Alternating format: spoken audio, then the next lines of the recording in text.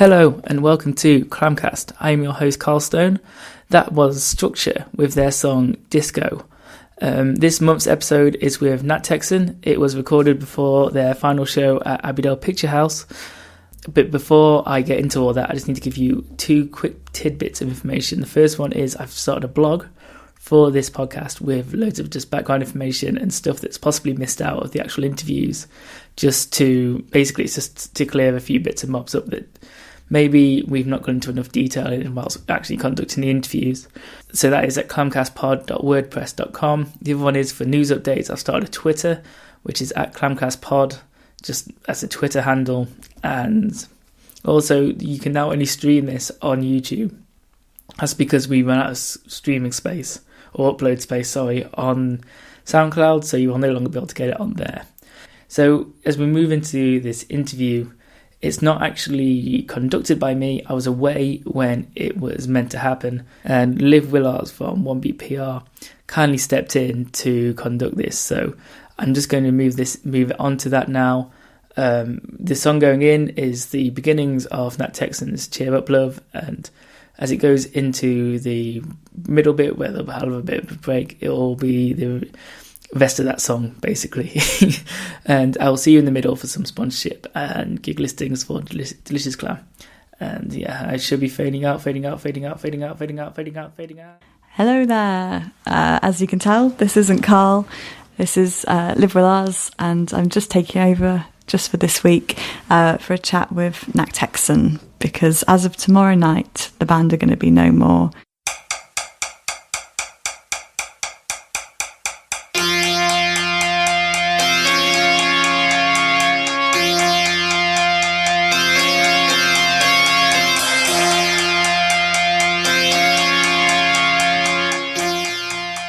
I know.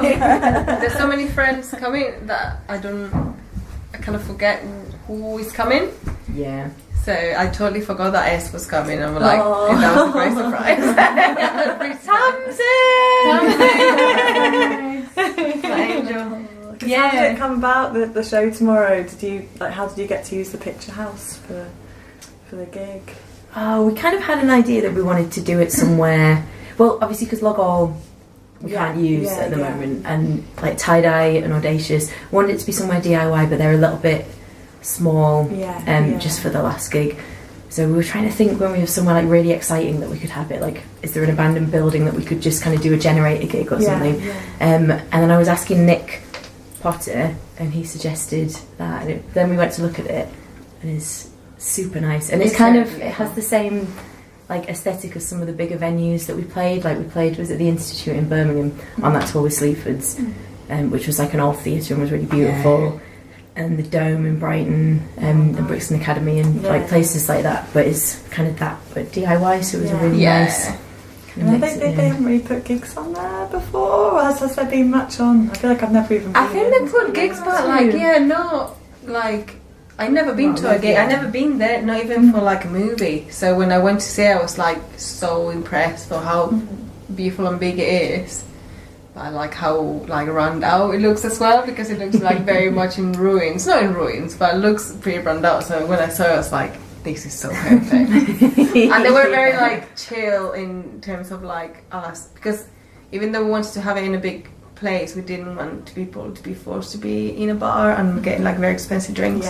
So they were very okay. They were okay with like the fact of they wanted to have a deal like bring your own booze. So it was pretty good. So yeah, it's been great. I'm very excited. I'm very excited for it. And having little stalls and stuff as well. I think one.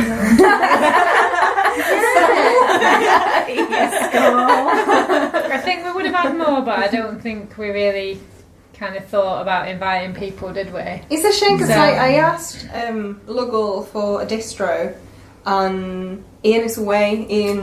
He's the one who sorts out distro, and he has his stuff in his house, so it's impossible to just reach it, because I think if they had the stuff, I'm pretty sure like Bri or somebody else would like put something, but yeah, it's a shame. So we align in our post to the Snow distro.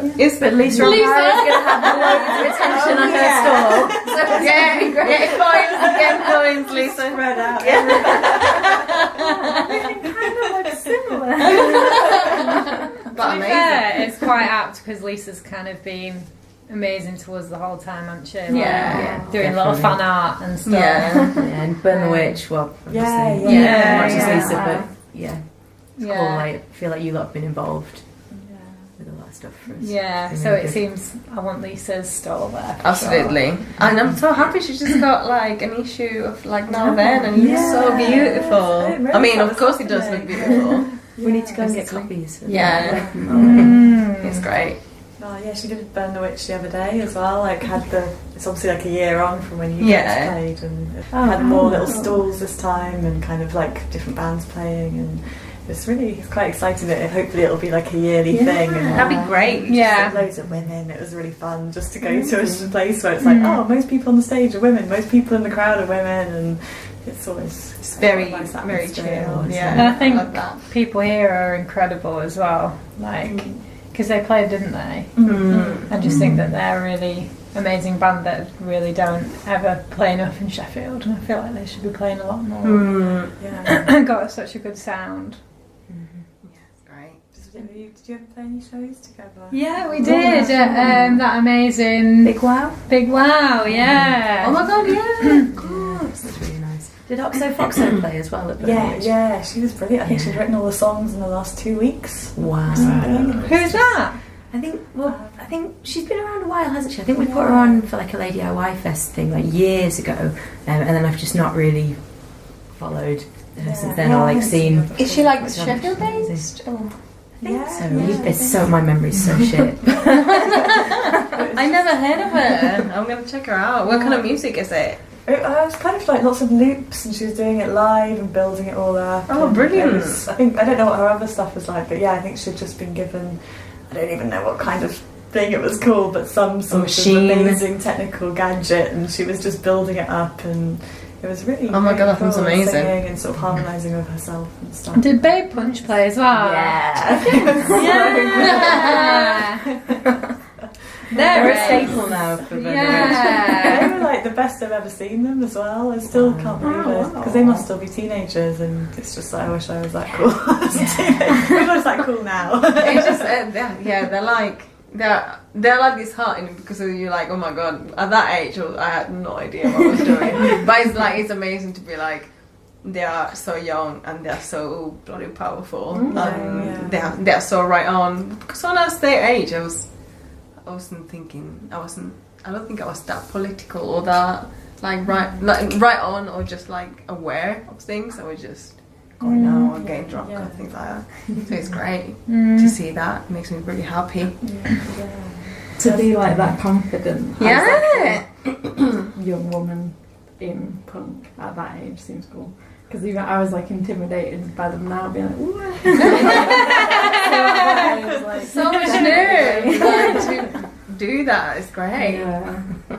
I'm looking forward to seeing Savage Realm tomorrow though. Oh my god. Bit of metal. Wait. I've not seen them live before. Oh, Me either. I think they've got some some corpse paint. I thought you were going to say some Oh. cosplay. I really want Ollie to have his like Egyptian like pharaoh Yeah, I think eyes. well, we should Okay, try. You should yeah. Oh, I corpse think you paint. will after we hold him down and do it. Oh my god. Maybe we should have our top secret outfits with corpse paint on. I got this really nice golden eyeliner from Lush, and I'm gonna make myself like really big eyeliner. Yes, so I'll bring it, and we can just have like people. You don't have to do the eyeliner if you don't want to, but just put it somewhere in your face or like the lips to be like a gold. lightning bolt. Yeah. Yeah, We could like do the eyes on the cheeks. Or My God, on our eyelids. It's so disturbing. or like goodbye. Disco creep. Oh yeah, can't wait for Savage Realm. I'm super excited. And then getting to play with Snob again Oh my God, for I the can't last wait. time. There's gonna be lots of people, hopefully. But we're gonna play with lots of friends. It's gonna be really posse. But I think it's gonna be very emotional. Yeah, I think it's going to be like, I can't even conceive of how I'm going to feel when we're actually like there. It was weird on like the last tour that we did, because we did one a couple of weeks ago. Yeah, I felt more emotional than I thought I was going to feel on that. Just because, like, usually if we're playing somewhere that we've either not played before or that we've not played much before, or actually most gigs, I get like really nervous as we're arriving at the place. And I kind of didn't have that as much this time, because I guess, I don't know, not that it didn't matter as much, but it's not like you're building something and like, oh, I really, you know, if these people like us, we can come back and play again. There kind of wasn't any of that, because we're not coming back to play again. So it kind of took some of the pressure off, but it was also like really bittersweet. Like in Berlin, people seemed to really, really enjoy it, which the last time we played in Berlin, the crowd was a little bit too cool and it didn't feel like it went quite as well. But this time, it was amazing. But that felt like really good but really sad at the same time. Yeah, it was such a difference, wasn't it? Because like when we played in Berlin, was it our first Europe, like mainland Europe gig? Or second, wasn't it? The first one was Munster. But that was kind of strange. Yeah. It was kind of like quite quiet. Yeah. And it seemed like people would just enjoy whatever it was. Yeah, like because they were outside having a barbecue, whatever. Yeah, it was more like playing. There was about 10 people there. Yeah. It was, the food was amazing. Yeah. And but yeah, like Berlin, I felt like it was like, oh my god, we're playing Berlin. I never played Berlin before. It's so cool. It's like everybody's so like trendy, and I felt like it's that fucking pressure of like, what are we doing here? And we played right after Cunt Roaches, who like filled the room with dry ice and then had someone come out of the crowd with a gimp mask and an angle grinder, which they then put on this like metal plate on the ground, so there was like sparks flying, and it was about so 40 theatrical. degrees. Yeah, it was so hot. So we all felt like we were going to faint. Felt so intimidated by like this band. Not only like was their sound amazing and really different to us, but they put on this massive show and we it was were a very just weird shitting gig, ourselves wasn't a it? little bit. Because everyone was like, I like when like they're like eclectic gigs, but that one was like so different. Like there was nothing to do with any bands. Like we sounded different. Yeah, there was also kind of a bit of a jerk who was kind of singing one of the bands that made us kind of pretty, who kind of just kind of basically was just like smelt really bad of male fucking privilege. Yeah. And was just like, you know, it was like, yeah, it smells like Teen Spirit. He just like put the mic in his mouth, just held it in his mic and rolled a cigarette, and like, while the guys were like riffing behind him, and, you know, and you're just like, oh, fuck off. And it was just like, I think if it was like, I gotta use that. Sort of like a good sanitizer. And yeah, he was a little bit weird, that guy, because like, if somebody did that and it was my mate, it would be like, oh my god, he's just joking. But because he was like a little bit like patronising, intense when you're like carrying out like this is like being not in all the gigs, but it's been a common thing when we tour of like people see us carrying the heavy stuff and people like, and normally guys like, oh my god, like let me help you and stuff. And sometimes they just want to do it obviously because they want to help, but they you can kind of tell when it's. They feel a little bit like, oh no, it's a lady. Like she can't carry such a big like cap. And he was a little bit like that, like, oh, let me help you. And I was like, I'm fine actually. I'm bigger than you. So can I help you with it? Yeah, I think that was probably like, I think that's why we really wanted Berlin. I was really scared about playing Berlin the second time round. I was like, it's just going to be shit, fucking hate Berlin, fucking crap. And then got there and actually, even though we had to carry about 70 crates of booze up 20 flights of stairs with no lift in boiling hot weather, it was actually a really nice experience because, yeah, people were super sad. So they knew. We're pretty big in Germany right now. Joking, totally. I'm quoting actually a guy who kind of messaged us and told us to rename our band because he had a band called Nachthexen and he was really big in Germany. So he was on the brink of a CD deal in Germany. You don't want to break that. They just were interested in the name. Like we couldn't jeopardise anything because they're really into the name. Yeah. The music is rubbish, but the name is so good. But yeah, that's why we only stole the name.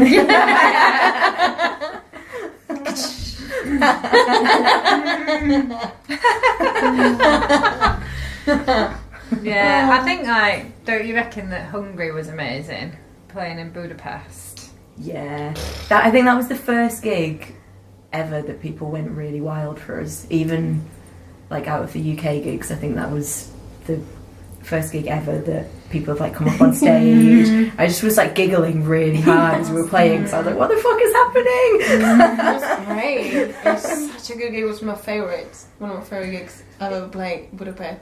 It might have been that people were quite drunk. Yeah. Because there was like a girl like throwing her shoes. I think she had no shoes on and got up on stage. It was in this old... It was really good. Yeah. I'll say that. In the old art school.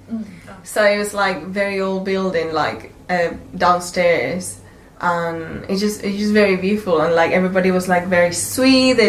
Like the guy cooked us like an amazing goulash. And everybody was like... Because before us, it was this like very bro-y hardcore band, which the singer in the end was like absolutely adorable. But you know, when you see somebody like, again, I'm gonna sound like a 40-year-old middle-aged mom, but like huge guy, shaved head, singing hardcore, you were like, oh god, it's gonna be a horrible bro. And he was sweet, but that pressure of us being like, oh my god, they have nothing to do with this music. Is this going to be this kind of gig that is just going to be like very male? And I think they were one of the biggest like hardcore bands in Hungary at the time, and so the room for them really filled up with people who were really obviously there for them. And then it kind of, they left after they played, but it got filled up with like other people. It was really weird how that happened. It like, there must have been loads changed, of people outside or something who just hadn't come in for them. But yeah, we were like, oh my god, none of these people are here to see us. Look at them. But it was like a surprise because like you saw like how the hardcore kids were like dancing like super happy, and I was like, amazing. Hungary. Do you think you get? I don't think you get that diversity as much in the UK. No. Yeah, it's more split off. Actually, we don't get reactions like we got in Hungary and UK ever. No, that's true. Well, yeah. Sometimes, like I think DIY space, we get the best reaction. Yeah. Anywhere. But yeah, no, I don't think we've ever had a response like that in Sheffield. People nod sometimes. Yeah. And in Spain there's a idiom that you say you're never a prophet in your hometown, in your homeland. There you go. So yeah, nobody will. True that. Maybe tomorrow. Yeah. We just have to ship a load of people in from, Yeah. from Hungary. That's we all spending all the rest of our band money. Just shipping It's all been worth it.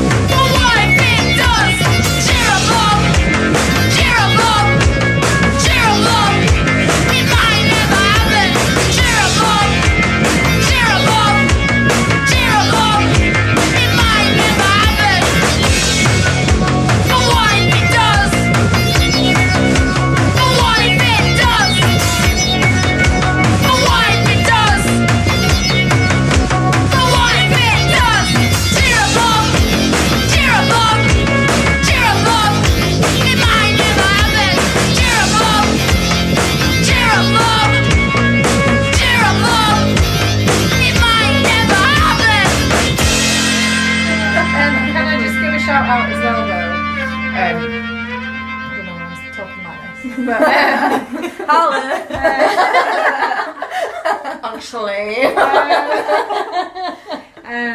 God, if it wasn't like, you know, when we went on tour with Sleaford Mods, if it wasn't for Pret. How did you get from the rockstar life? Like, Only God knows. honestly, All the highs. Pret a Manger is the best thing in the world. It kept us alive, didn't it? Yeah. Every day, just me on my phone, just like, right, okay, there's Pret a Manger, 4 minutes drive from here. Like, get up, get out of bed, come on, we're going to Pret. Seriously. Ginger shot. Yeah, ginger shots. Porridge. Yeah, it's fucking amazing. It's great. I got given a free cookie there today. It was That like was peanut new, butter. yeah. No, the I ordered almonds. one and they were like, "Oh, you can Chocolate. have that. Have you had it before?" I was like, "No." They were like, I've it. actually had 5 already. Amazing. Every That's minute, amazing. like every minute I can. They are the best cookies, aren't they? I haven't It was had a a bit cookies dry there. around the edges though. Maybe Oh, it had been in a bit shit. longer. All right, for Hollywood. That's probably why they get it.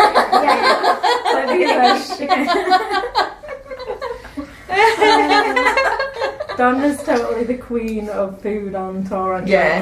Happy Cow Yeah. or Pret a Manger. I'm always like searching. Right, okay, get to the venue because we used to get a little bit of a food allowance at Sleaford Mods gig. So we'd be like, right, we've got this money to spend. Where we're gonna get tea from tonight? So I'd always be the first on Just Eat, looking like, right, we can get this or this delivered, and it was ace. It was great.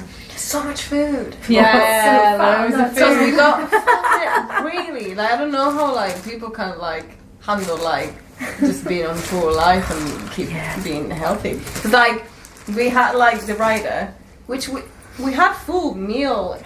Like we had like lots of hummus, lots of veg, crisp, wraps, potato like cakes. lots of shit, and then the money for the takeaway. So we ended up eating like absolute animals. They gave us £40 a night for takeaway, and we spent all of it. Every night. The van stunk food because we're just always like, you'd be like, oh no, don't throw anything away. Well, actually, the first night we played at Brixton. Oh my god, yeah. We'd been like super like, you know, we were like, oh, we don't want to order too much, we don't want to put people out, kind of thing. No, being like, you know, like the punks who are, we're not used to like being able to order whatever you want. Like, We just were quite So- non-specific. We were like, oh, some beer, some cider, some wine and coke, and a little Yeah. bit of vegan food. so we had like 4 cans of each and like a bottle of wine and like maybe there was a tub of hummus and some carrot sticks or something. Yeah, carrot sticks, yeah. And then lowest form, right? We got there early, so we were like poking around, like I don't know, looked in lowest forms, and they'd had like a fucking cheese board. What else did they have? Like a massive bottle of vodka. Vodka, lots of wine, like lots of beer, cider. Like they had like so much. I know they're like 5.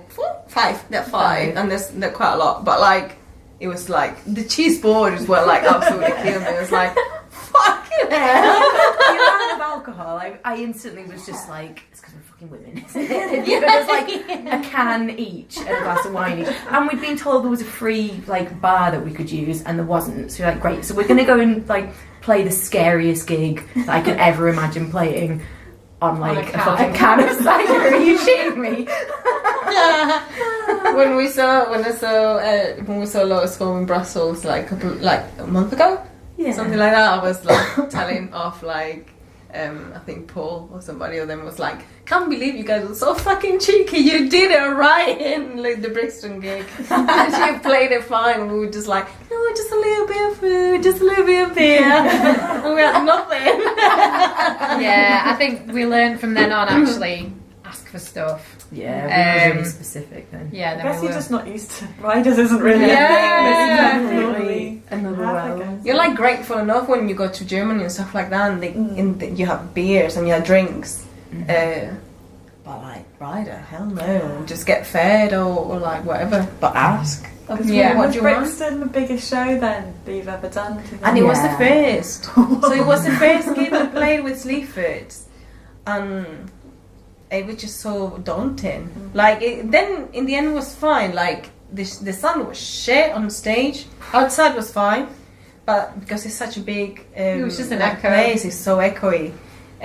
So I couldn't hear anybody. I was looking at you. I was just to looking get the at drum you, beat. looking I at your was like, fingers. I've got no fucking idea what. So it was like, it was very scary. But then I was like, and I think we all like share the same thing of like, if we play well here in the biggest venue we've ever played and not hearing each other, I think this tour is going to be alright, because it can be worse than it. It was nice. Can play naked. That's how worse it can get. To be fair, for that crowd, that would have gone down quite well. Oh god. We were too scary for them. Just surely be a bum, but not the full thing. That's too scary for them. What was the crowd like then? Was it sort of It's a middle-aged? weird one. It's a weird one. So essentially, like, we found that people were very pleasant to us, chatting away and stuff like that, but then just didn't realise how fucking, you know, they'd come up to us after the gig and then they'd be like, oh, I really enjoyed your set, my mate wants to shag you, or oh, tell your drummer, you know, I want to fuck her, or something like that, or like, oh, saw this part of your body, whatever. Fee and Olga and Emma, I know we've all got stories of people saying fucked up stuff. They obviously didn't really listen to Emma's lyrics very much and kind of didn't get the message of the band, which is quite sad, really. But It got better with the gigs, I think. Because I think we also like the Smarmies, the like fan club that Sleafords have, like that is super powerful. Like they go to all the gigs and like it's crazy. And I think they really liked merch. I know they have their own merch. It's absolutely crazy. But like I think they liked us for the good reasons. I think they liked our message. Like some of them. Yeah. Not everybody. As well, like even though a lot of those reactions were really shitty, there was something that, as well for me, as I got used to it, I felt like there was something quite powerful about, actually, these people really fucking need to hear this. Even if a lot of them aren't listening, if there's like a few in the crowd who have listened to this and maybe thought something different, or for some of the women in the crowd, because it was such a male heavy crowd, if there's any women in the crowd who actually are listening to this and appreciating it, absolutely, we got loads of positive It women.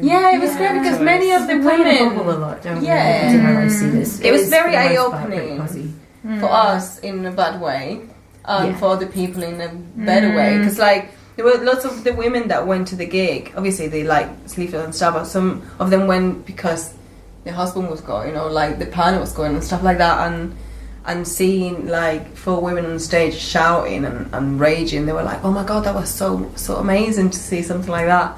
I only came because my boyfriend's coming, but I did. Like people would say that. You know, the Slits documentary, that reminds me of.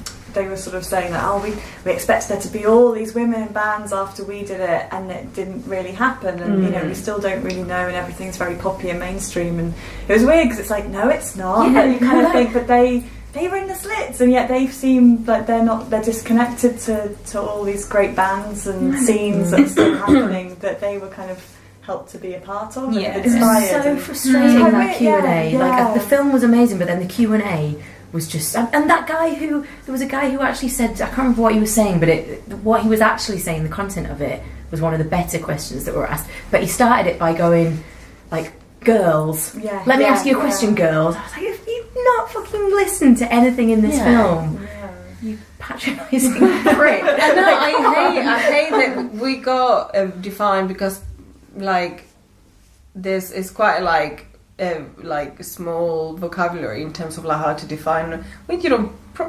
First of all, you don't have to define the gender of the people that are in a band. But if it turns out that all the band is formed by women, we always got defined girl band all the time. We're not girls, unlike or like right girl. It's like we're like far away from right girl. We love right girl. They're amazing, but we don't sound like right girl, and it's just a little bit ignorant to like be defined. That was 20 years ago. There's been so much going on since then. That's still that label that everyone goes back to. Exactly. Oh, it's so right girl. Lazy. It makes sense that you're just recreating something that was done, and that you're not actually progressing something or creating something new as well, which is quite frustrating. Yeah, definitely. Not that we've revolutionised anything, but we're not right girl. We're not right girl. But so like the Sleaford Mods was like a big eye opener for like, I don't know, I had like comments of like, for example, this guy was like, oh my god, I never seen a a girl drumming. It's like, where are you been? In which cave have you been all your life? Because there's loads of women drumming. Like, it was just like so mind blowing to be like, I've seen women drumming my whole life. Like, what is exciting about that? It's just, oh my god, it's very sexy. Like they play, or it's just like, it's not your fetish. It's not why we're doing it. Yes, or like with any of us, like there's nothing sexy about playing an instrument or singing. It just, especially what Emma sings, that like we're talking about. I don't know about you, I'm trying to be fucking sexy. Why you bring the polo out with you? Yeah, But yeah, it was always in your bikini. typical Donna. Yeah, well, the funny thing was, because we sell knickers. Oh yeah. Oh It god, was always just like that. Was probably the worst thing about having them on the stall. It was like, oh, have you guys been wearing these then? Or like, Can you model them? Can you model them? Kind of thing. dick. Yeah. What are you thinking? To say it out loud as well. It's just like, yeah, it's like, did you just hear yourself? I think if you've been on stage, I feel like people think they've got some kind of ownership over you. Absolutely. I do think it's Actually. often men as well feel they Yeah. have to come and comment somehow, praise you or tell you that maybe you need a bit of, help or something. I don't know. Yeah, Some but it's comments. always weirdly patronising or weirdly objectifying. So it's always like, well done you. Yeah. Or like, oh my god, like I just want to have sex with you right now. It's just a little bit like, just tell me that you like the set, or don't tell me anything. If it's just gonna be that weird, just don't have any conversations with me, please. Because I have my friends that we're gonna praise each other. It's gonna be great. We know it was alright. Exactly. I think when you were in Amherst Dialogues, didn't there an unnamed person come up to you once and said, well, kind of made a claim that he was one that taught you how to play bass or something? Oh god. And then it was like, it happened a few times. They would come over and be like, oh yeah, I remember teaching you how to play bass. I was like, well, I moved to Sheffield when I was 18 and I played in a band when I was 14, so I'm pretty sure that you didn't teach me that. But then it's really hard because he would always make it really publicly, and then it's really difficult because you don't want to be that really defensive person that's like just proper shoots someone down. Yeah. But it just, as soon as that's been kind of suggested, it's really belittling. And he'd say it in ways as well, like, oh yeah, I came to see you. Oh yeah, you were sounding really good, you've improved a lot. I was watching you though, you were just looking at the guitarist, just trying to figure out what he was doing most of the way through. How fucking rude! If you thought it was that shit, just don't come and see the band. And please don't ever tell me that. That's horrible. Because I'm not even playing what the guitarist's playing, so I'm definitely not looking at him. I've made you what you want. Guitar and bass line.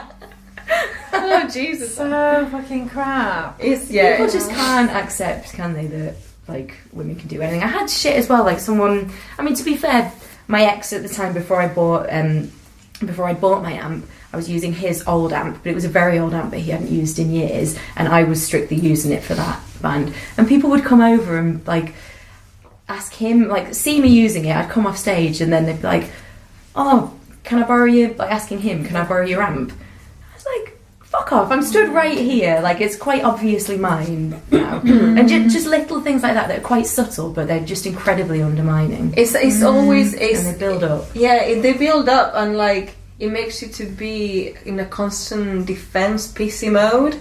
So when you go to a gig, you be like, you have that, like the close out be like, is a sound guy gonna be a fucking dick? Is somebody in the venue gonna be a dick towards like the way I set up my drums, or like the way I use whatever? So it's this weird like state of defense, like many women. It's kind of exhausting. It's so exhausting. You just want to do what you enjoy doing. Yeah, and not have going all to the this- merge. Yeah. I'm going to the merge and be like, oh, what kind of It comment would am be I gonna get nice to today? go to the merge and not have to stress about, right, who am I going to have to potentially get kicked out or like, tell to fuck off or whatever. So yeah, they're like little things, but as you say, like they build up and they become exhausting, and you get home sometimes and you're just like, I really enjoy playing, but this is so shit. It's so tiring. Yeah. Yeah, it is. Definitely. And it's like, obviously it was a lot worse at the Sleaford one than it is in the DIY scene, but it's still like the subtle elements of it, and some of the not so subtle elements still happen in the DIY scene, which is a bit shit in 2018. It's really bad. Like Berlin, even being one of the best nights we played, and it was really fun. It was horrible. Like lots of people just being like really objectifying and really weird, really and just lechy. like really lechy, and you're like, why? Just don't ruin my night. It was a great night. Just stop doing that. Yeah.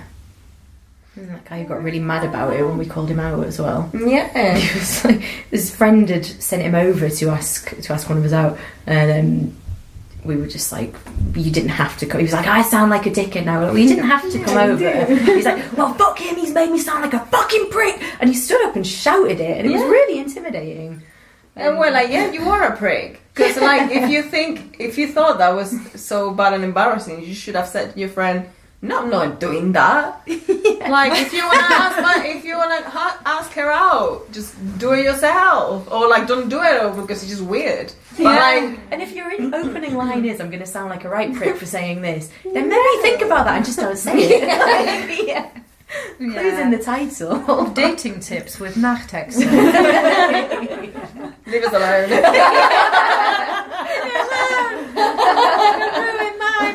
One and only. Exactly.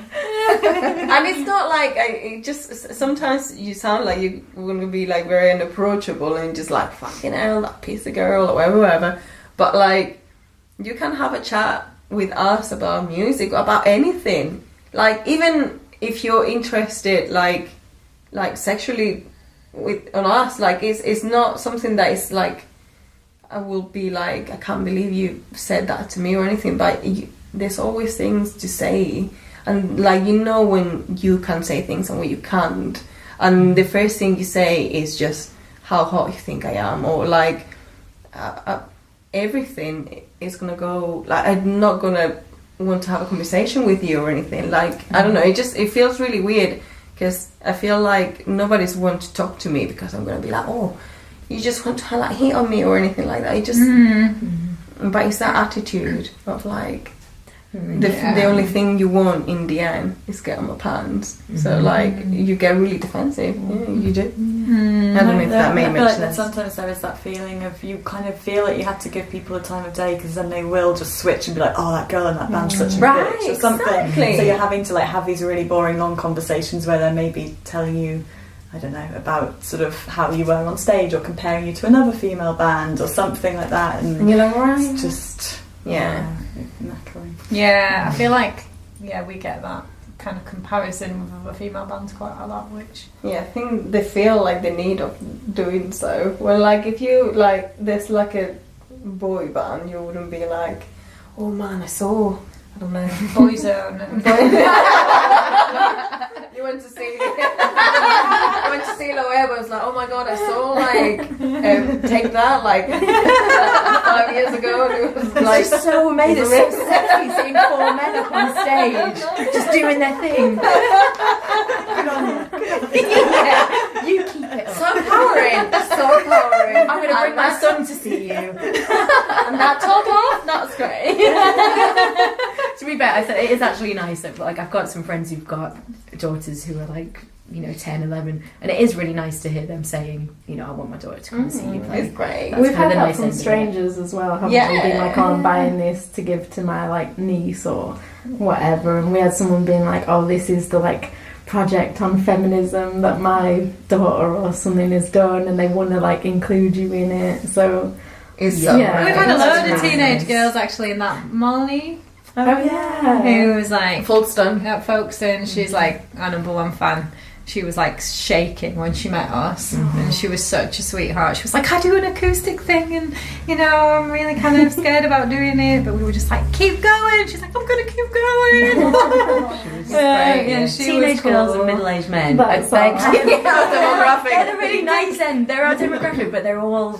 We've not had that. I mean, obviously some of the middle-aged men on the Sleaford's tour, but in general, like there's middle-aged men who will come to DIY venues where you know that they wouldn't have come otherwise, or you've not seen them there before, and that's really nice because a lot of them are actually seem to be genuinely into the music, and when they talk to us about it, they're making references to like older bands, and it's not the kind of very obvious. Absolutely. I think kind of consider us kind of almost like the second Sheffield synth, well, like the synth revival in a way of the Sheffield kind of original synth scene of the 80s. Yeah. Which is nice. So I think it's a lot of people who are into that original kind of wave of synth music.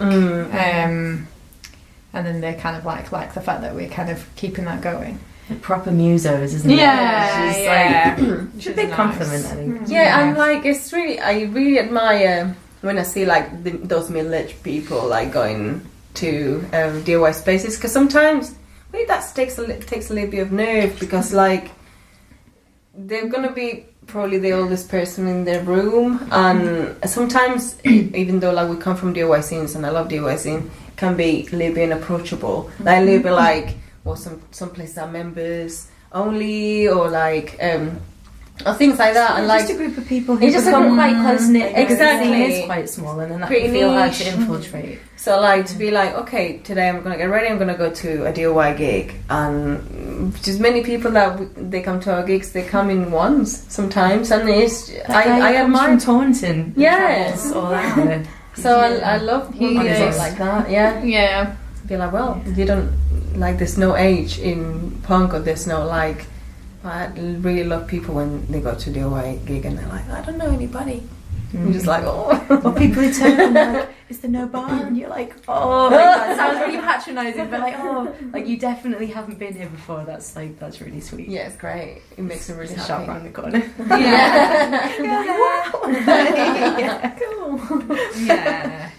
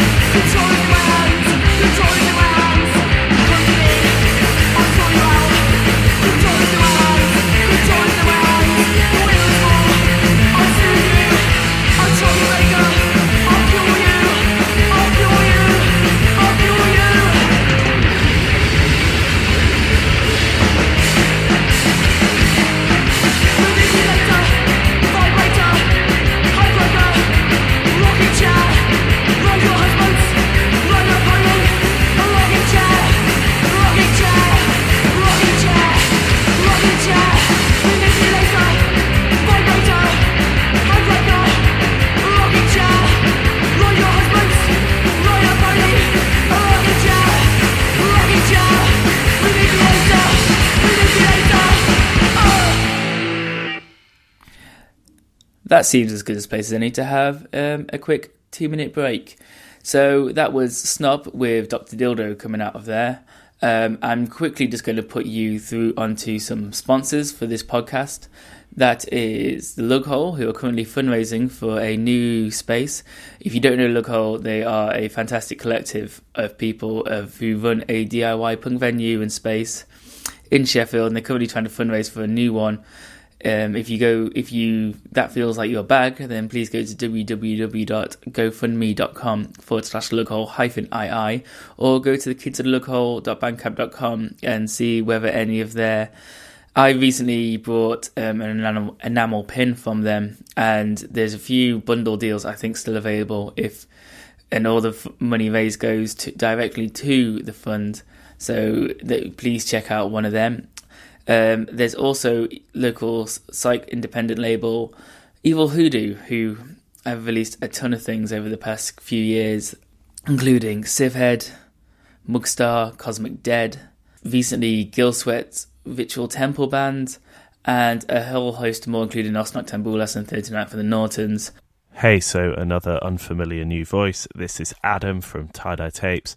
I'm just dropping in to say that Carl meant to say that you can get Evil Hoodoo releases at evilhoodoo.bandcamp.com. And back to Carl. And finally, if you want to go to tyedyetapes.com, who, if you listen to the last episode of Clamcast, you'll be more than familiar with, they have recently released the new Slushy Guts cassette. And there's lots of other things on their website, including Boss Angeles Bare Mattress, there's the Bajaro and Radical Boy Splits 7-inch, there is In Bloomington by Advanced Bass, and a whole host of other more. Please go and support all those ventures. And quickly, just give you a quick update of what is currently advertised at Delicious Clam. The next event, I believe, will be my Sandy Smiles event, which is a variety/not variety night on the 7th of June. I'm going to be doing a few bits and bobs. We have a noise act, which involves Adam from Tye Die Tapes, and I think Michael from Making Audio. I don't know whether they have a name. And then on the 30th of June, there is a Fringe Preview comedy night with Ross Briley and Jack Evans. And then also there is coming up, then on the 16th of June, there is Iron Witch, Slothhammer, Dead Moon Lizard Kings, and Skin Lover. On the 23rd of June, there is Slow Coaches, Chest Pains, and Pink Cigs. On the 29th, there's Gasm, Denim and Leather, Cell, Community, and Nor. And then on the 30th, there is, I believe, The Height of Summer with Joe Mojitos, Them Sardines, Suda, and DJs and karaoke. I think that's pretty much it for this month, I believe. And then obviously next month's going into Tramlines. But anyway, I'll take you back into why you're here, which is the Nachthexen interview. The song going into this will be the beginnings of Nachthexen's Disco Creep, and then similar to what happened with Cheer Up Luv, there'll be the rest of the song in the middle, and then there'll be a song by somebody else at the end. And I will see you at the very end.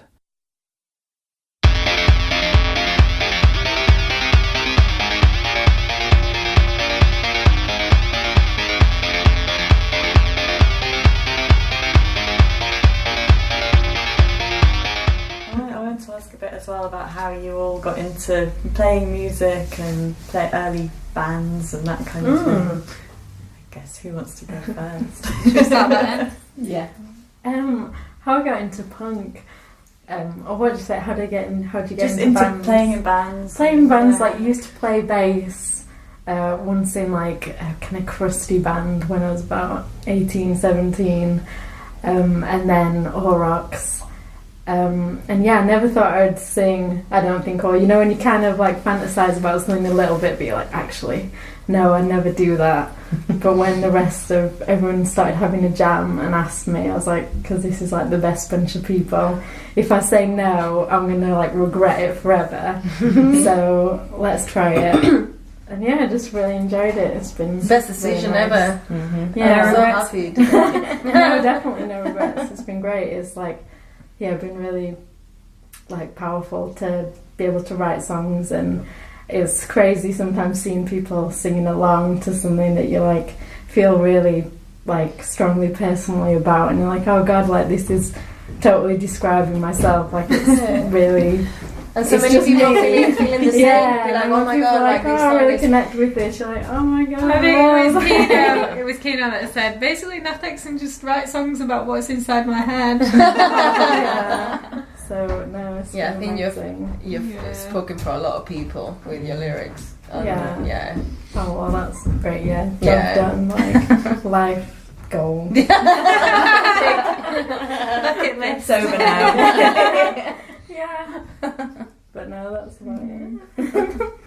I started playing like music when I was 5, so I played like violin and piano and flute. I played like a lot of classical music, so I always preferred violin and played in a lot of orchestras and like string quartets and stuff, and really liked making music with other people particularly.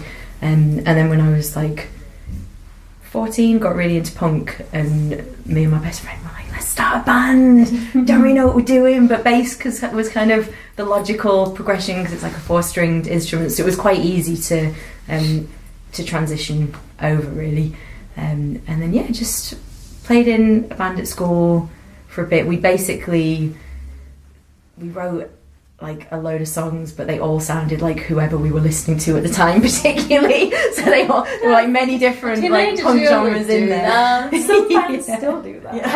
That's true. It was an alright start. Yeah. And then I didn't play for ages, and then when I was doing Lady DIY Fest I got back into playing in bands. So then I played in Amherst Dialogues and then Nachthexen. Well, we had another band for a few weeks, didn't we, before we did Nachthexen? The band really of 20 members. Oh yeah. Never tried that. It sounded really good though. I liked the sound of that band a lot. It's good.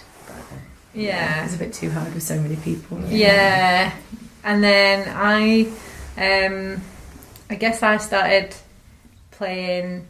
I used to play fiddle and violin, but like I wasn't ever very good orchestra wise. Kind of be pushed to the back and be like, sit in the corner. We should do it. That would be our next project.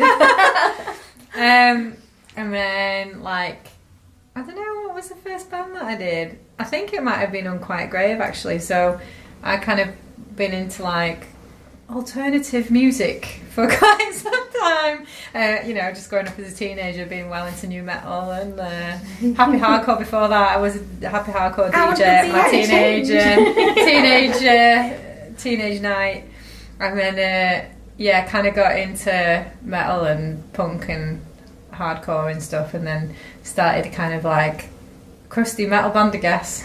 Unquiet Grave were, and then sang in that band. Didn't realise I could like sound like a chain smoking man, but it was nice to realise that. And then after that, like did a few other bands, and one was like called Grey Leopards, and that was like Pret playing keyboards for the first time, and then played with the Repossessed with some amazing lasses from Sheffield as well. Did that for a little while, and that was really fun. And then Olga and I kind of hanging out a lot, weren't we? We were like, we want to do this kind of band. So yeah, we got Fee involved because obviously Fee likes really similar music as well, and was like in love with Devo as well. So that kind of fit in well. All went from there. Yeah, I never been in a band. I never played any instruments. I started playing guitar when I was little, but I had my uncle's guitar. My hands were too little, so it was very frustrating. So I just gave up on it. I played flute in school, but I never had a band. And I always wanted to play drums, but it was something that sometimes it's such a big instrument that it was very expensive to get, or nowhere to like rehearse or anything. And one day, Ben, my partner, who was a drummer, I asked him if he could teach me how to play drums. And played drums, and months, 2 months after, we formed Nachthexen. So it was really good. Crazy. But it was very Olga's scary. literally the most talented person in the world. I'm not. I'm natural, definitely. Yeah. But it's probably one of the most fun things I've ever done, and I absolutely love drumming. It's the best thing ever. I recommend everybody to drum. It's the best thing. You love a bit of drumming. Yeah. To be fair, I never seen Liv smile when she's playing drums. It's a lot of fun. Because it's very primitive, but it's difficult, but also very primitive, and you just feel and if you're angry or you had a shit day or whatever, you just bang the drums as fast and hard as you can, and after you're this is great. I find if I think about it too much, it's a bit like trying to meditate or something. Yeah, you're trying to get to that level where you're not, because you're repeating the beat. Totally, it's great. Really, I guess it's a bit mindfulness, isn't it? Kind of getting out of your own, getting into your head, but kind of letting it out in a really kind of repetitive. Because breathy. and you have the instruments right on you, because sometimes if you play other instruments like guitar or whatever, the amp or the speakers are far from you, but you have the instruments right on you, so it vibrates a lot. So it's just, I'm basically deaf. but like, Having a great time. no regrets.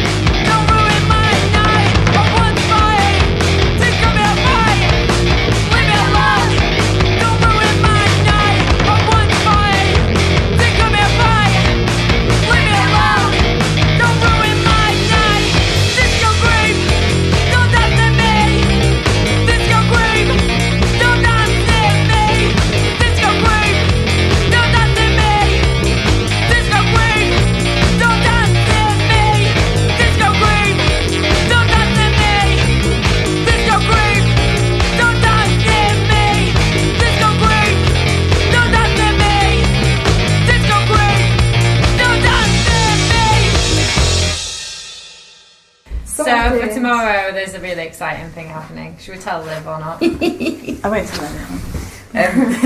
So Lady Stephen sent us a message saying, do you not mind if I put something up in the group asking for 2 men of any age, any size, to come on stage topless with me and hold a big frame? And they also messaged to say, do you mind if... because they're going on now, they were going to go on at the after party, but now current affairs have pulled out. We're going to have them on right before us. But Lady Stephen was like, you might need to brush things. I hope it's okay, because there's going to be, the floor's going to be covered in crystals. And I'm done. So excited, isn't it? Cannot wait. Do you want to go ahead? No, you go ahead. But I guess with this, I kind of feel like, because tomorrow is the final show, this kind of would act as a really nice, I don't know, historical closure. It really is the story of Nachthexen. It was really nice to be asked, especially in light of it being the last show, to just kind of have this as something that, I don't know, this is going to sound so lame, but when I'm older, this is the kind of thing I might listen back to and be like, oh, that's what I was like when I was younger, and that's what we were doing. It's cute as well that the British Library have taken a copy of our 7 inches and put them in the archive. That's really so that's really cool. Ridiculously excited about that, more than other things. I was just like, fuck yes, we made it to the British Library. That's something that you can tell family members, and it's ooh, that actually means something to me. Should we go to British Library? Just check our records out. Yeah, I think one of the main things that made me very proud as well, being in this band, was seeing our records in rough trade. Mm-hmm. Yeah, it was gosh, in rough trade. We're not just selling it at a table. We're selling it ourselves. We didn't do it cassettes and spray them. Yeah, it looks like a proper thing. Yeah, true. And I'm guessing you guys, it didn't start out we're going to make it, we're going to do all this and achieve this. And it's that makes it even nicer. And it's look what we've done. We were just seeing what happened. It kind of snowballed, actually. It was just kind of oh, we got to do this thing. It's I should do it. Because you get once one opportunity probably to do a tour like that, and we thought, why not? I think I still like kept thinking it wouldn't actually happen. When we got asked, I was like, just say yes. But we're still just like in the back of my head, like something's gonna happen. It's not gonna go through. Yeah. And then it did. He totally did. I'm glad it did. Yeah, it was really good. It was bizarre.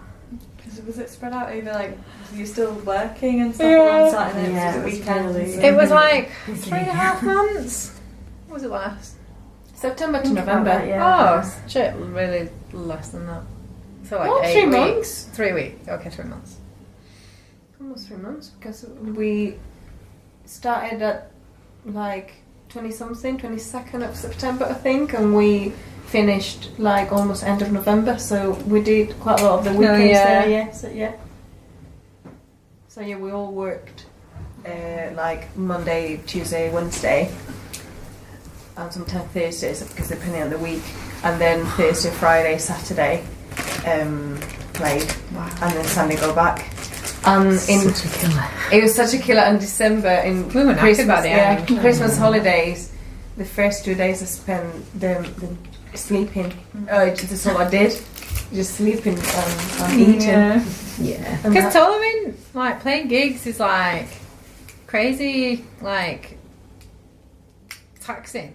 Like in terms of like physically and mentally. I feel exhausted at the end of a week after gigging. Especially at those big ones as well. Like Yeah. because the tours we've done before was like a fortnight, and you gig every night, and it's kind of a holiday, and you're hanging out with your friends. But this, we had to be at the venue by like 4, have a really intense sound check, play in front of like shitloads of people. It was just. And then you've got, because we're not a big band or anything, we had to do our merch and everything. So it was like, it's quite tiring speaking to people after gigs. Feeling people, And I guess we're not really a band, like we didn't do it, we haven't pursued being famous, or and I'm not saying that we're famous, but that's not like why we were in a band. It definitely wasn't why I was in a band. And it's like, it was just an opportunity that we got offered, and didn't really take it thinking that anything was going to come of it, but just as, for me, it was just about that, how often in my life am I going to get to have that experience of doing that? Like, if we can do that without having to do anything, we've literally just been handed this opportunity to have this crazy experience. Let's do it. Yeah. But yeah, it was really fucking hard. Yeah, it's crazy. I guess a lot of bands who would be doing that, because a lot of bands pay to be the support on tours like that, and those bands, I guess, are bands who maybe are really pursuing it, so they don't have another job that is incredibly taxing or that they're really bothered about. So I think we were maybe at a very different stage as well as what a lot of other bands who would be doing that were at, and all working really intense jobs. Yeah, and we're not 18 anymore. Yeah. I was very tired. We're all in the 30 club. I know.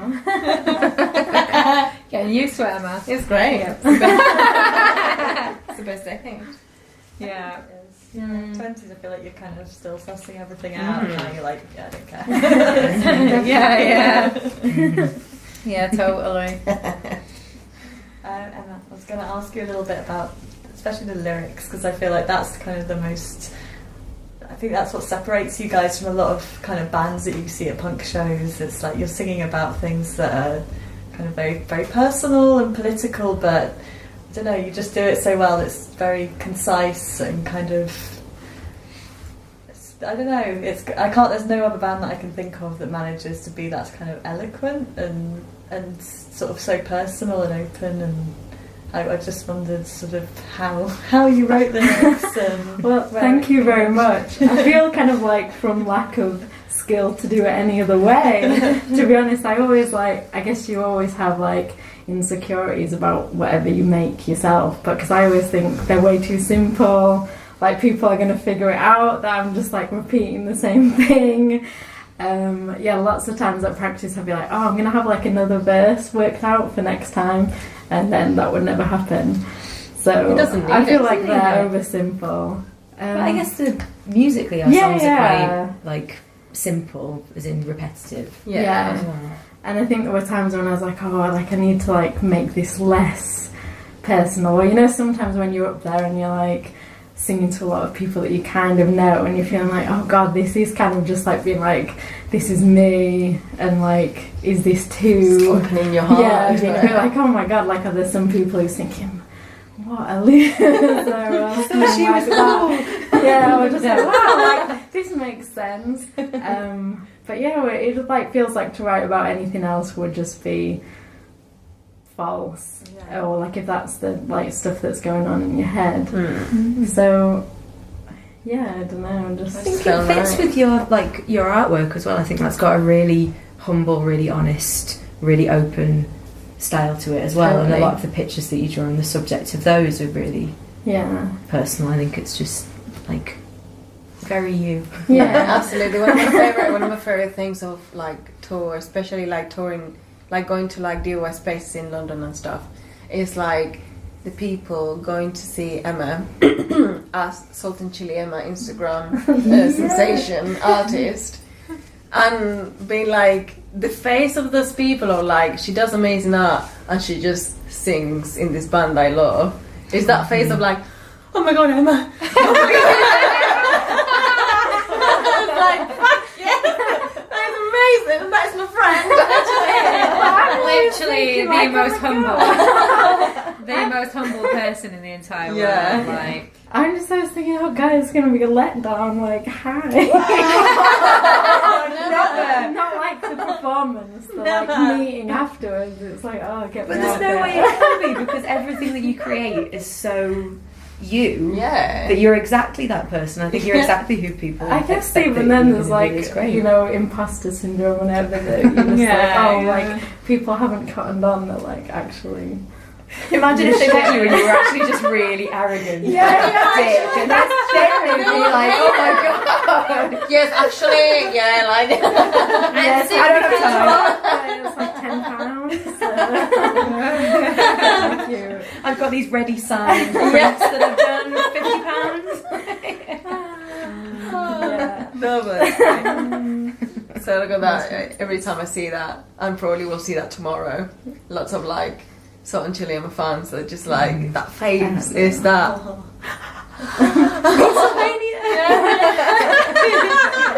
Throwing out pants.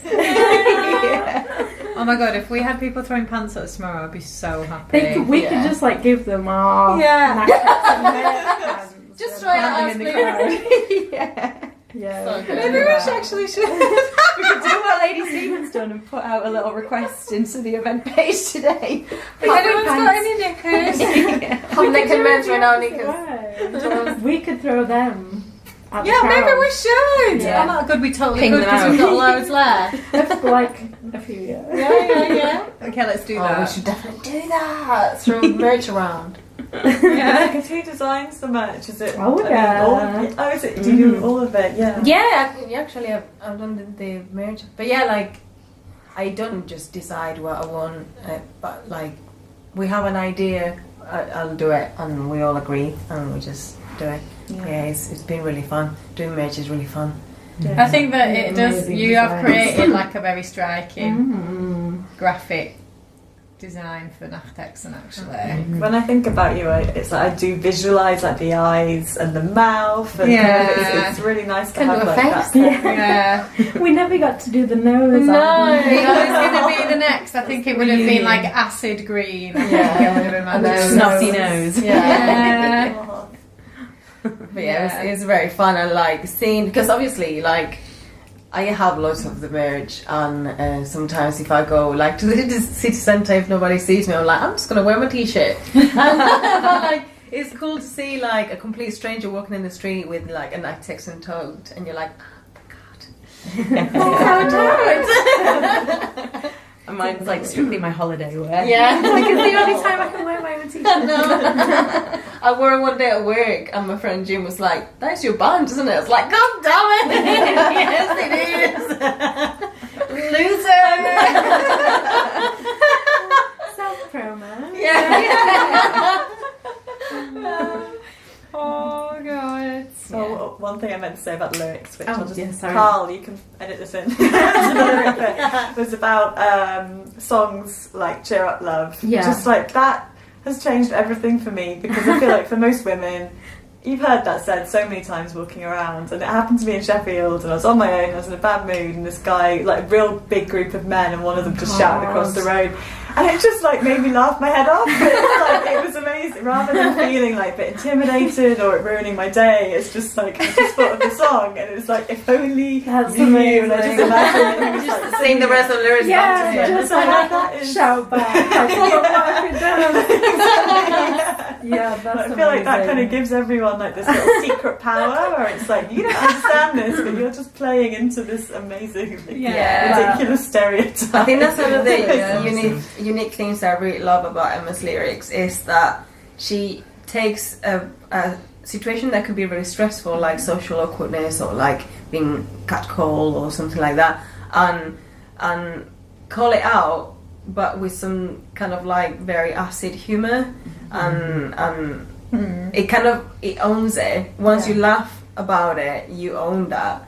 So if it's like you say, like if somebody was like, "Oh, cheer up, love," and you're like, that's not scary anymore. That's not like intimidating anymore because this song reminds you of this. So like that's one of the things I absolutely adore about. And even at your shows where it's like you've got everyone really like dancing and shouting along to that. Like Debbie Downer makes me laugh every single time we play it because it talks about like feeling absolutely miserable, but the way it's been said, it's just so funny. It's just great. Miserable bastard. What I like is how people often don't understand that Emma's saying cheer up love and just make up other words like Cheer up, Chuck. cheer up chuck or alright duck or I don't know. anything works.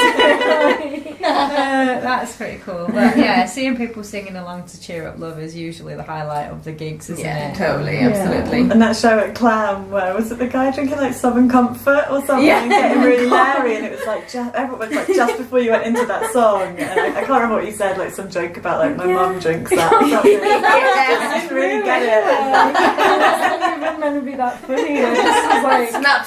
yeah, that's like my mum. And this is Drunk Lad. So perfect. Let me say, oh, you should give me her number.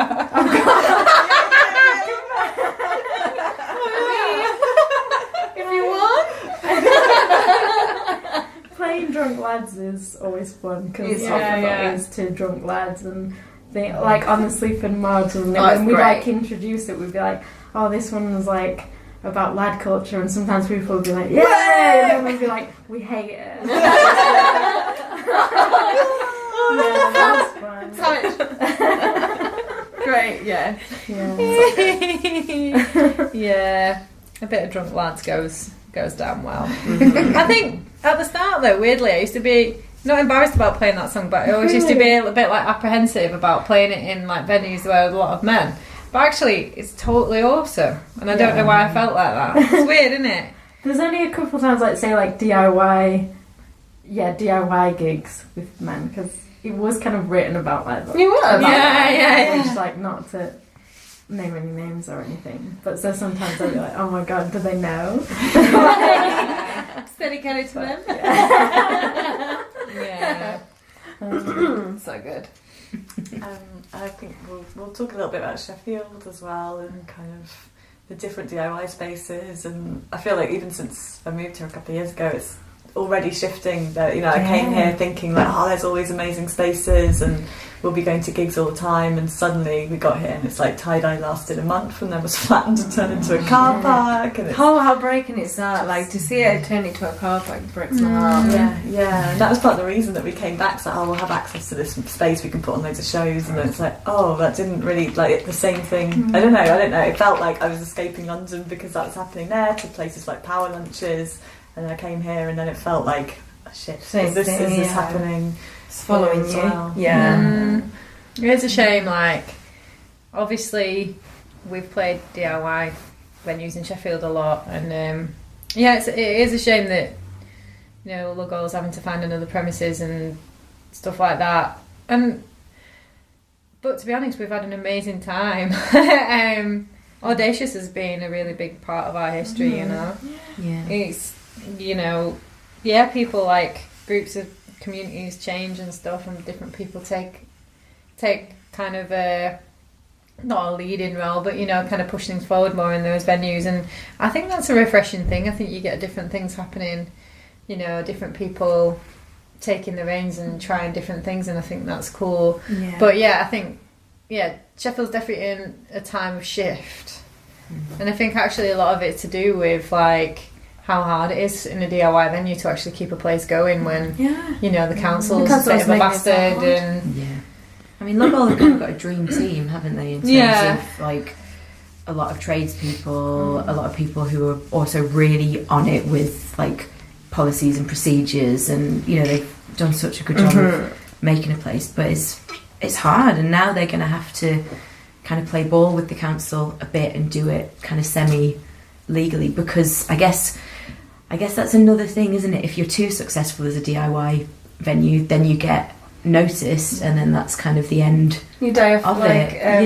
It's like Icarus, isn't it? Yeah, it's crazy. And there's like also the punk scene, particularly in Sheffield, is getting a lot older, and there's not a lot of young people coming in to take that over, and I think that's going to become an issue at some point, as people maybe have families or are working much more serious jobs than they were before. I think that's a real issue. I think we've had a really amazing few years, which I'm not saying is going to come to the end by any means with DIY spaces, but this really big group of people who all seem to be around our age, so maybe from their early to mid-20s and everyone's now in their early to mid-30s, we've had this amazing group of creative people who had a lot of knowledge and understanding in how to run DIY spaces, but there's not so many people. Yeah, it'd be great if like there's some people coming forward, like younger people. Like I say, for example, in Leeds, some there's like younger generation of like punks and hardcore kids in Leeds, and it's really good that you're thinking like, well, this like 10 years younger than us. You're right. There's not really in Sheffield, but in Sheffield, it's true that it's maybe someone will really disagree with us. Actually, I feel like there could be stuff going on.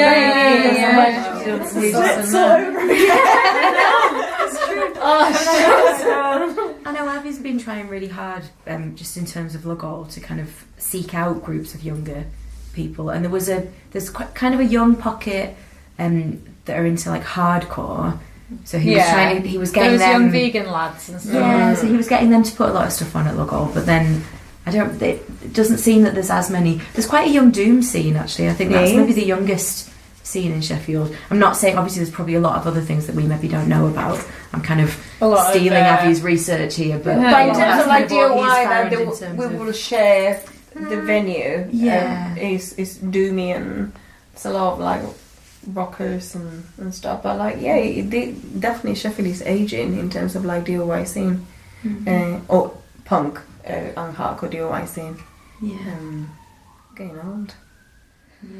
Getting old. Not that other people can't still do it. I'm not told. It's nice to have just new influences coming through as well, because if you have the same group of 30 people all then just being in kind of rehashed versions of the same bands that they've been in before with the same people they've been in before, it's harder to create something different. New Totally. Yeah, but I think it happens a lot that you think, oh, no one's there to take over the baton, but actually people do come out of the woodwork and things do happen, and I feel like actually it's almost when there's nothing there that people come out necessity and create people something. Are complacent now because they've been spoiled with and actually that's probably quite an intimidating thing to step into and be like, oh, I'm going to get involved in this scene of people who are really good friends and have a music style which they've kind of like really honed in, and or bands are like dry caves, because the stuff I'm talking about Lughole, that like probably those kids like grew up, if they are like into hardcore and stuff, with those bands, so like that has to be pretty like scary to be like, okay, I want to play in a band in your space. They've all been friends now a long time, so that is intimidating. Definitely. But the Lughole is dead, but long live Lughole, I reckon. I think it'll go back. They'll Phoenix. But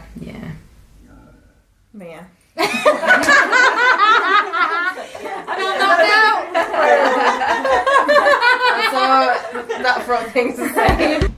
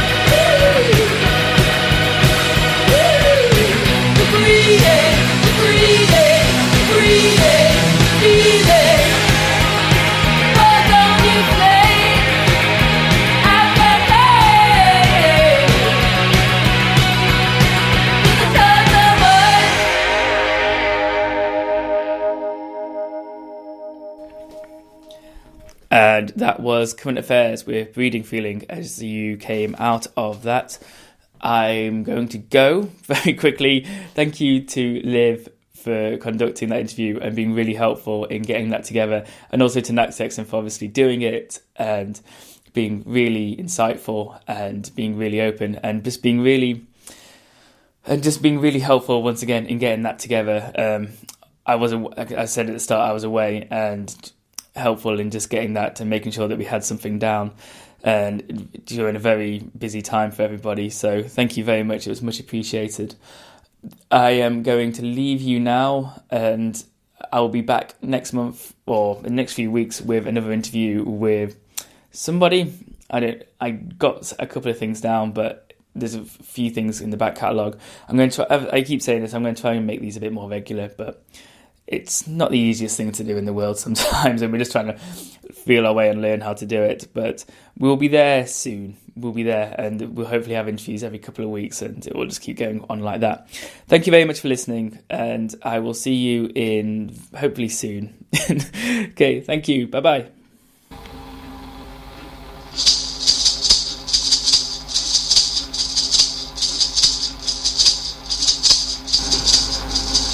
Cats are friendly but suspicious. The Venus flytrap on the windowsill scares the shit out of me. I heard a whisper in the hallway, but there was no one there.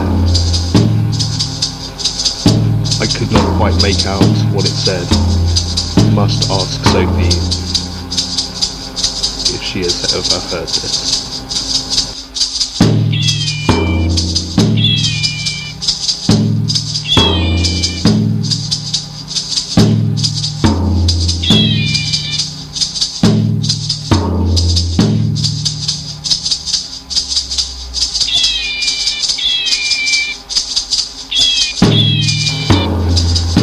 Looking out of the window, I can see the reflection of a 17th century church in the windshield of the S-Reg Skoda, which is odd because there is no such building around. Late at night, we can hear the late-night human sounds of the Rude Boys hanging around outside the house. They are no trouble at all, just have nowhere else to go. Another quick tie-dye plug, that was Catsitting by Slushy Guts, which is our latest release. You can get it on tydetapes.bandcamp.com. Thanks very much, and speak to you soon.